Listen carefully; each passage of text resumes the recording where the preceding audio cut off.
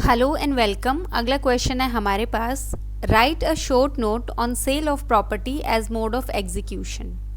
Answer हम start करेंगे introduction से। इंट्रोडक्शन में हम बताएंगे कि जो सेक्शन 65 टू 73 है और ऑर्डर 21 64 टू 94 है हमारे पास, वो डील करता है सेल को as mode of execution decree की। रूल 64 प्रोवाइड करता है कि जो प्रॉपर्टी अटैच की गई है कोर्ट के द्वारा या फिर जो पोर्शन है उस प्रॉपर्टी का जो सेल किया जा सकता है और जो प्रोसीड्स हैं ये सेल के, वो दिए जाएंगे उस पार्टी को जो इंटाइटल्ड है डिक्री के अंदर। ये ऑब्लिगेशन है कोर्ट का कि वो इंक्वायर करे वेदर जो सेल है पार्ट जो है प्रॉपर्टी का वो सफिशिएंट होगा सेटिस्फाई करने के लिए डिक्री। तो बेसिकली इंट्रोडक्शन में हमने प्रोविज़न और जो रूल 64 को डिस्कस किया है। फिर आ गया सेल हाउ मेड। इसमें आ गया हमारे पास रूल 65। ये प्रोवाइड करता है कि हर एक सेल जो है वो की जाएगी पब्लिक ऑक्शन के द्वारा। ये हमारे पास प्री का भी क्वेश्चन है। सेल जो है वो किया जाएगा ऑफिसर जो है कोर्ट का या फिर कोई ऐसा पर्सन जिसको कोर्ट ने अपॉइंट किया है। नेक्स्ट आ गया प्रोक्लेमेशन ऑफ सेल। इसमें आ गया हमारे पास रूल 66। रूल 66 जो है हमारे पास वो प्रोवाइड करता है कि जहाँ पे सेल ऑर्डर की गई है कि वो की जाए पब्लिक ऑक्शन के द्वारा, जो कोर्ट है वो कॉज करेगा एक प्रोक्लेमेशन इंटेंडेड सेल का कि वो जो है बनाया जाए जो लैंग्वेज है कोर्ट की उसमें। प्रोक्लेमेशन जो है वो बनाया जाएगा आफ्टर इशूइंग नोटिस। तो सबसे पहले हमें नोटिस देना है, किसको देना है? डिक्री होल्डर को और जजमेंट डेटर को, और उसके बाद जो है प्रोक्लेमेशन रेडी किया जाएगा। जो प्रोक्लेमेशन है वो स्टेट करेगा time and place of sale. Sorry, यहाँ पे जो नोटिस है वो जो है टाइम और प्लेस जो है सेल का वो बताएगा, और उसके बाद प्रोक्लेमेशन में भी ये चीज़ें मेंशन की जाएंगी। अपार्ट फ्रॉम इट जो प्रोक्लेमेशन है वो स्पेसिफाई करेगा ये फॉलोइंग 5 चीज़ें। पहला आ गया जो प्रॉपर्टी सेल करनी है या फिर जो पार्ट है प्रॉपर्टी का जो सेल करना है। दूसरा आ गया जो रेवेन्यू असेस होता है प्रॉपर्टी पे। तीसरा आ गया कोई इनकम्बरेंस है प्रॉपर्टी पे जिसके लिए प्रॉपर्टी लायबल है। फोर्थ आ गया अमाउंट जो है रिकवर करनी है जब सेल ऑर्डर की गई है। फिफ्थ आ गया इसमें हर एक अदर जो मटेरियल थिंग है जो कोर्ट को लगता है कि वो ज़रूरी है परचेज़र को जानने के लिए, तो ये सब जो है हम प्रोक्लेमेशन में बताएंगे। नेक्स्ट आ गया setting aside of sale. Setting aside of sale में आ गया हमारे पास कि एक बार प्रॉपर्टी सेल हो गई है एग्जीक्यूशन में, वो सेट असाइड नहीं की जा सकती है एक्सेप्ट जो फॉलोइंग ग्राउंड्स हैं हमारे पास जो दिए गए हैं ऑर्डर 21 रूल 89 टू 91 में। पहला है हमारे पास ऑन मेकिंग डिपॉजिट, ये हमारे पास रूल 89 में गिवन है।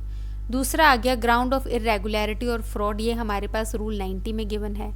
तीसरा आ गया जो ग्राउंड है जिसमें जजमेंट डेटर जो है उसके पास कोई सेलेबल इंटरेस्ट नहीं है, ये आ गया रूल 91 में। जो सेटिंग असाइड ऑफ सेल है ये अलग से जो है मीन्स में क्वेश्चन आता है, तो इसको हम जो है नेक्स्ट लेक्चर में अच्छे से कवर करेंगे डिटेलिंग में। लेकिन जहाँ पे sale as execution of decree आया है वहाँ पे आप इसको सिर्फ एक छोटे से पैराग्राफ में ही जो है कवर करेंगे।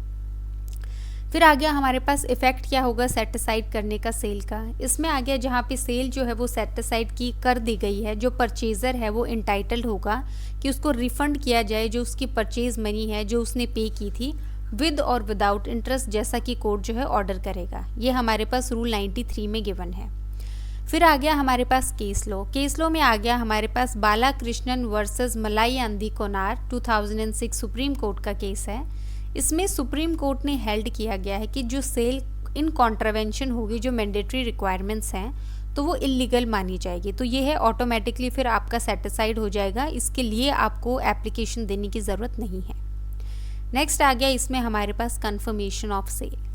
ये आ गया हमारे पास रूल 92 में। रूल 92 प्रोवाइड करता है कन्फर्मेशन ऑफ सेल के लिए इमूवेबल प्रॉपर्टी की एग्जीक्यूशन प्रोसीडिंग में। इसमें बोला गया है कि जो सेल है वो कंफर्म की जाएगी कोर्ट के द्वारा फॉलोइंग केसेस में। पहला आ गया जब कोई एप्लीकेशन नहीं दी गई है सेट असाइड करने के लिए सेल को, उन ग्राउंड्स पे जो मेंशन किए गए हैं रूल 89 टू 91 में, जो हमने अभी अभी पढ़े थे। फिर आ गया जहाँ पे ये एप्लीकेशन दी गई है कोर्ट को, लेकिन जो कोर्ट है उसने डिसअलाउ कर दिया ये एप्लीकेशन, वहाँ पे भी जो सेल है कंफर्म हो जाएगी। कंक्लूजन में आ गया हमारे पास कि आफ्टर जो है कंफर्मेशन का जो ऑर्डर पास कर दिया है कोर्ट ने, जो सेल है वो एब्सोल्यूट हो जाएगी और जो टाइटल है या परचेज़र है वो रिलेट बैक करेगा जो डेट है सेल की।